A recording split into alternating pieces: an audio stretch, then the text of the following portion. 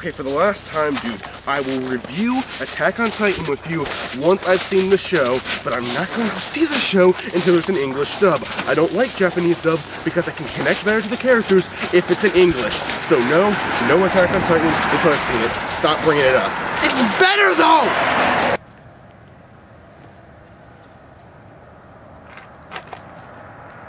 When's the bus gonna get here? We need to get driven to the studio.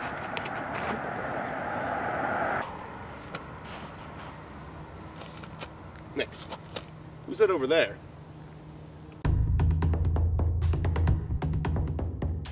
Hey assholes! Get over here!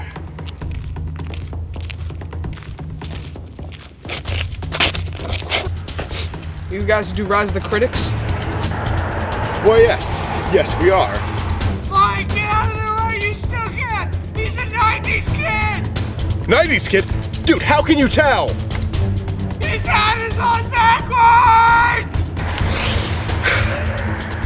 You guys should do Pokemon. Look, man, I don't want any trouble. Okay, the 90's were great. They had some great movies, some great video games, some great TV shows, a lot of good stuff, but it's not the only time period in the world that was good. There was plenty of other good times, and there still are good times. You can't just construct it to one simple thing, and I really don't want to review some of the 90's. It's been done. If you don't agree that the 90's are the best period in the world, then you should die! Okay. The 90's were great. There's nothing good after the 90's, and I'll review Pokemon.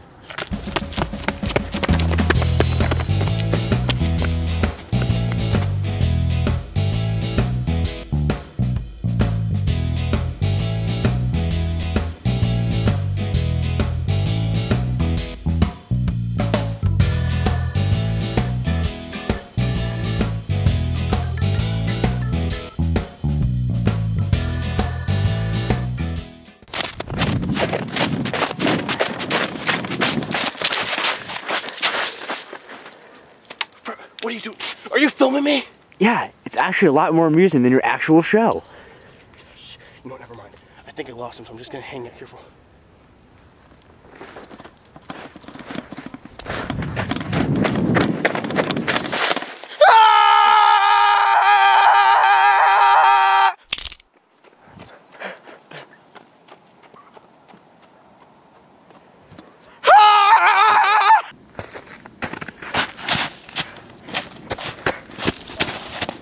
Okay, look. I don't want to do Pokemon, and I don't want to review any 90's shows, because it's very outdated. But, I will do a top 10 favorite shows from the 90's. Is that cool? Let's do it. Oh boy, let's.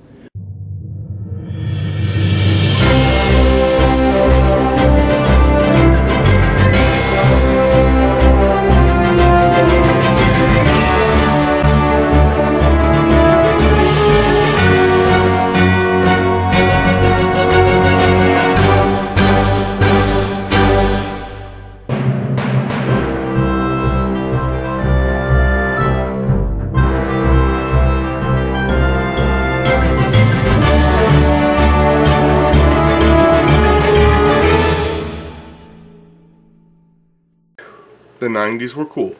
You got some good movies, you got some good TV shows, you got some good video games. But it is not the only good time period in the world. And I know that doesn't refer to every single kid or older person that says, oh, the 90's were so great, but there are some people out there who will act like it was the only good time period. Here is the 90's. If you don't remember, you did not have a childhood. And let's just get one thing straight. You don't miss the 90's, you miss being a kid. And that's why you have such a soft spot for all this old stuff, because you grew up with it. It was what you had when you were still innocent. It was the time in your life where there was no worries at all. And that's why you love the 90's so much if you grew up in the 90's. It's pretty much just nostalgia, which is a word that's used a lot nowadays because it's appropriate to be used nowadays.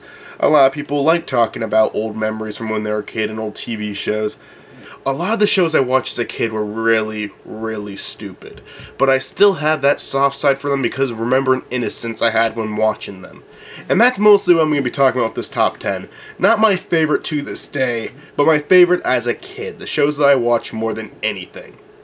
I will say right now, I think my all-time favorite to this day is Animaniacs, but that's not going to be number one on my list because it's not the one I watched as much as a kid. I actually grew an appreciation for it after the 90s were over and after I started getting a little bit older. I think that one was the best written. It had Steven Spielberg as a producer, the comedy was best, the animation was really good, so I personally think out of all the animations, that was the best one. My top 10 is going to be talking about my opinions from when I was a kid. So let's look back at my childhood with my top 10 favorite 90s cartoons. Please don't kill me. Number 10. Ren and Stimpy. Yeah, I didn't watch this one that much as a kid. It kind of was when I was getting into, like, 9 or 10. But I did watch it a few times, and I always enjoyed it, even though it was gross as hell. It was very disturbing and messed up, and you'll realize a lot of my, choices on this list were. I am not looking forward to getting near the end. But I watched some weird shows when I was a kid, and Ren and Stimpy was one of those really just out there shows. It was really, scary to watch at times. But for some reason, you kept coming back and you loved it. They were a duo that you can never forget about, and it was a weird, gross show. Number 9.